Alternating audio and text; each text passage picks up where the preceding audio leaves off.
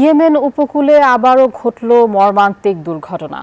শরণার্থী ও অভিবাসী বোঝাই একটি নৌকা ডুবে প্রাণ হারিয়েছেন অন্তত ৬৮ জন।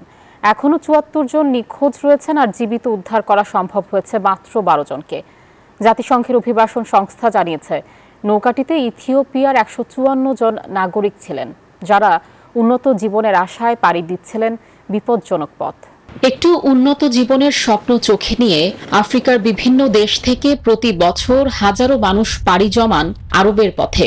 আর এই ঝুঁকিপূর্ণ যাত্রাপথে তারা ব্যবহার করেন ইয়েমেনের বিপজ্জনক রুট, যা যেন এক মৃত্যু ফাঁদ।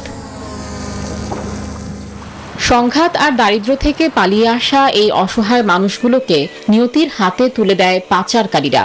ছোট আর অনিরাপদ নৌকায় অতিরিক্ত যাত্রী বোঝাই করে তাদের পাঠিয়ে দেওয়া হয় উত্তাল সমুদ্রে।